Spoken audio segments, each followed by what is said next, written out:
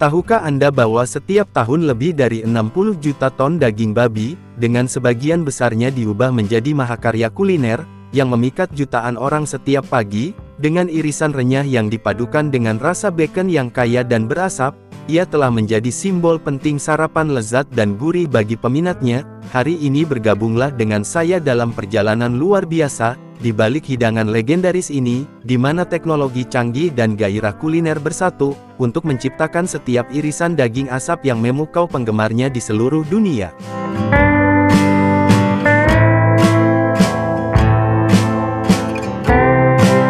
Pada awalnya, peternakan babi masih sangat sederhana, mengandalkan terutama pada alam, tanpa kendali atas gizi dan kondisi kehidupan. Saat itu, daging babi terutama digunakan untuk konsumsi lokal, dan diawetkan melalui penjemuran atau metode pengasapan tradisional. Namun seiring berjalannya waktu, seiring dengan kesadaran akan rasa, nutrisi dan keamanan pangan meningkat, model peternakan babi juga berkembang secara signifikan. Peternakan modern di Eropa tidak hanya menerapkan teknologi canggih, tetapi juga fokus pada peternakan berkelanjutan, dengan kontrol ketat atas segalanya, dari pakan, lingkungan hidup hingga pengolahan.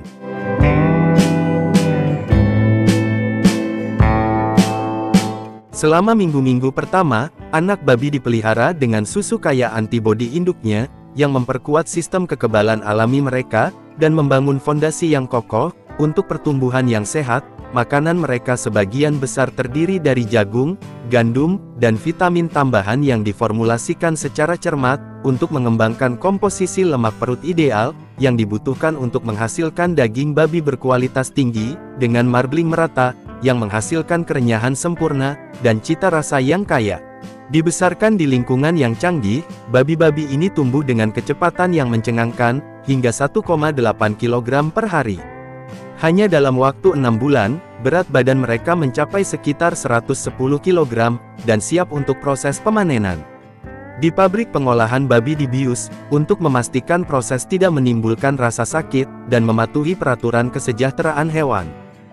Setelah dibersihkan, babi dibelah menjadi 2, dan potongan dagingnya dipindahkan ke konveyor berjalan, selain dibagi menjadi bagian-bagian tertentu, seperti daging tanpa lemak, tulang, iga tulang, dan lainnya. Perut babi adalah potongan terpenting untuk membuat bacon, dipilih dengan hati-hati dan dipindahkan ke area pemotongan khusus.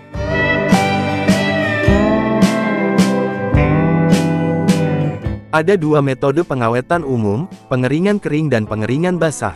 Dalam metode pengeringan kering, perut babi dibaluri campuran garam secara merata, gula, merica, bawang putih, dan rempah-rempah alami. Para pekerja dengan hati-hati mengoleskan bumbu ke setiap potongan daging dengan tangan, memastikan setiap irisan terlapisi sepenuhnya, sehingga rasanya dapat menembus jauh ke dalam serat daging. Daging yang sudah diawetkan kemudian dimasukkan ke dalam ruang pengasapan, di mana suhu dan asap yang dihasilkan dari kayu alami bekerja dengan sangat baik, di bawah kendali yang tepat, tergantung pada jenis kayu yang digunakan, yang unik memadukan asap dan bumbu menjadi cita rasa yang harmonis, unik untuk setiap adonan daging asap.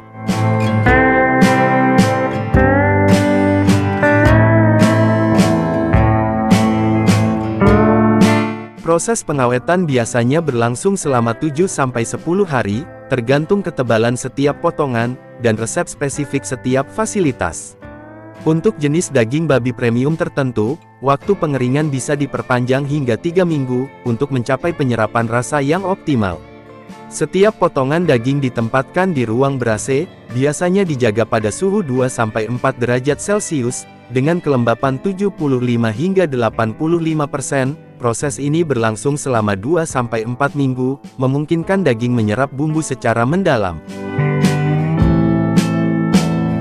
Setelah memenuhi standar, lembaran daging babi yang sempurna diberi cap, dicap dengan tinta food grade, untuk menyatakan bahwa produk tersebut telah lulus pemeriksaan kualitas. Daging tersebut kemudian dipindahkan ke tahap pengemasan utuh, dengan setiap potongan biasanya berbobot antara 1,5 hingga 2,5 kg.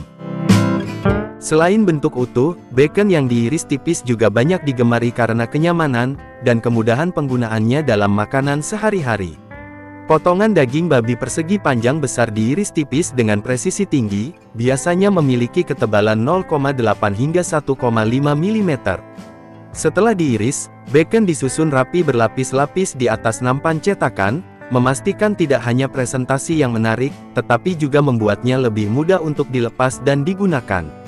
Terakhir, nampan berisi bacon disegel menggunakan kemasan vakum, atau kemasan atmosfer yang dimodifikasi, untuk memperpanjang umur simpan, menjaga kesegaran, rasa, dan warna yang menarik daging babi, hingga sampai ke tangan konsumen. Bacon bukan hanya sekedar makanan, ini adalah bagian tak terpisahkan dari kehidupan kuliner Amerika, di mana rata-rata orang mengkonsumsi hampir 8 kg setiap tahun. Tidak hanya di AS, bacon juga sangat populer di Inggris dan Kanada, di mana ia ditampilkan dalam hidangan nasional, seperti bacon poutine, mencerminkan identitas kuliner masing-masing negara. Dengan rasa yang sedikit asin, aroma asap yang menggoda, dan kerenyahan yang memuaskan, bacon tidak hanya meningkatkan rasa hidangan apapun, tetapi juga menjembatani generasi, menghadirkan kenangan makan malam keluarga, dan kumpul-kumpul di akhir pekan dengan rasanya yang unik. Bacon telah menjadi makanan kenangan, dan koneksi potongan kecil yang membawa kegembiraan dan identitas budaya. Sekarang mari kita lanjut di pembahasan lainnya.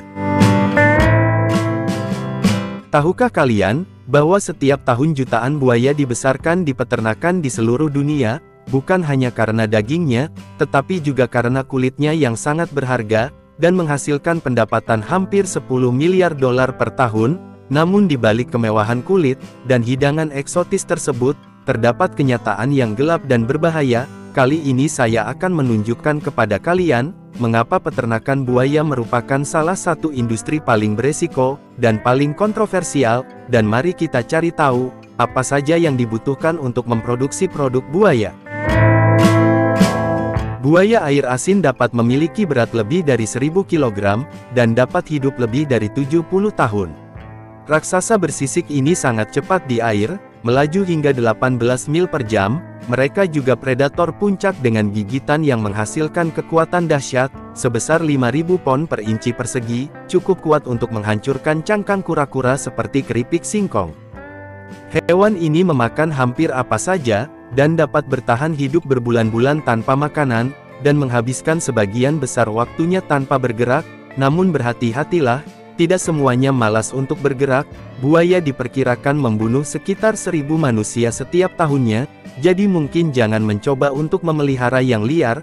Namun disinilah hal mengejutkan, di beberapa bagian dunia, buaya benar-benar dilatih untuk tampil di sirkus, dan pertunjukan menakjubkan benar-benar aman. Katakan saja itu adalah pekerjaan yang membutuhkan mental baja. Sebelum kita lanjut, Mimin ada pertanyaan buat kalian semua. Apakah ada di antara kalian yang berminat melamar pekerjaan menjadi pawang buaya di sirkus?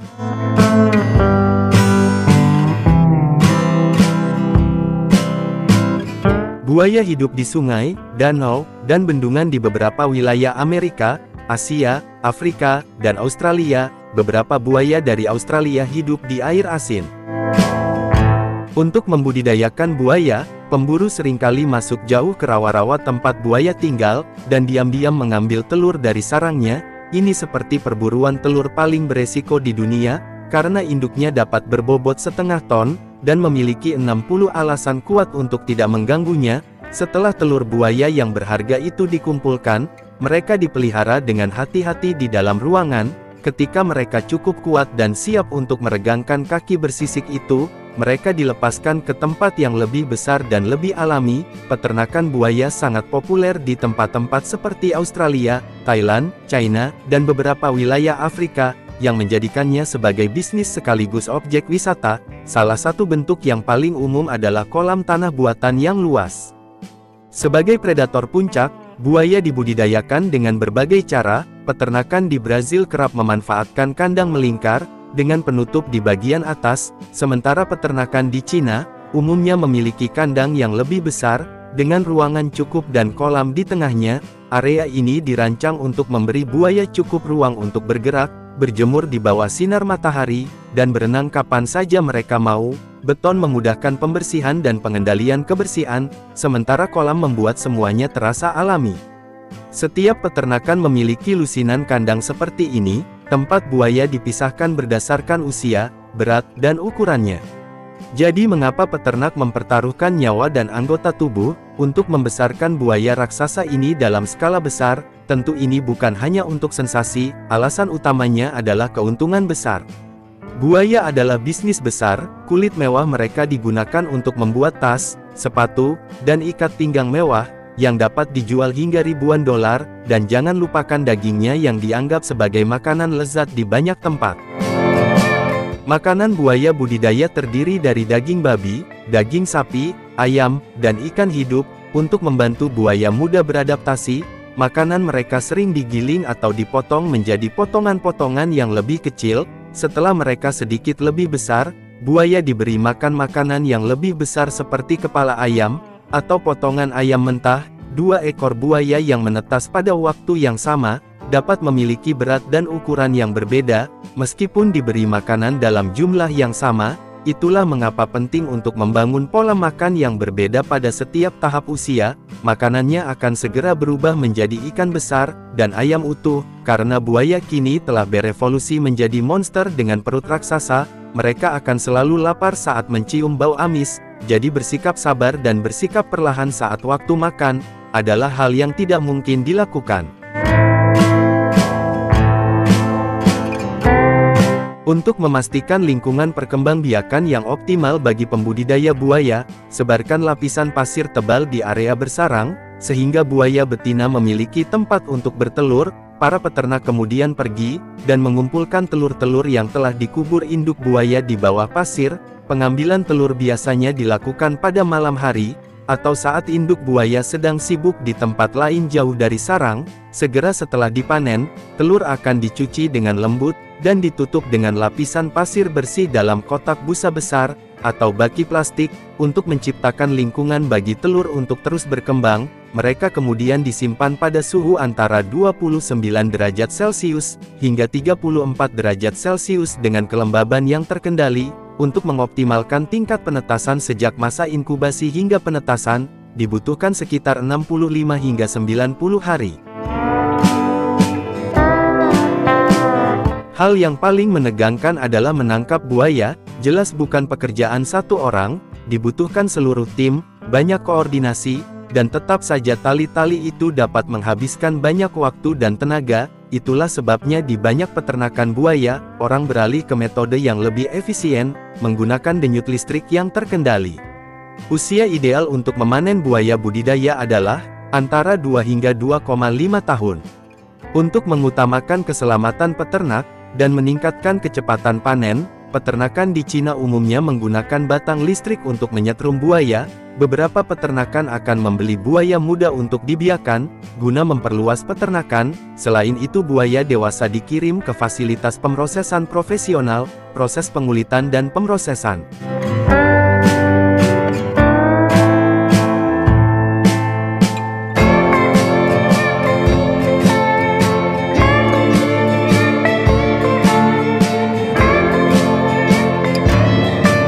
Tahukah kalian bahwa kulit buaya dianggap sebagai barang mewah di dunia mode? Setelah dipisahkan dari daging dan dibersihkan dengan hati-hati, kulitnya diolah dan diwarnai melalui proses terperinci, untuk menjadi produk mewah seperti tas tangan, dompet, dan sepatu kulit eksotis. Ini menghasilkan laba tahunan hingga 9 miliar dolar.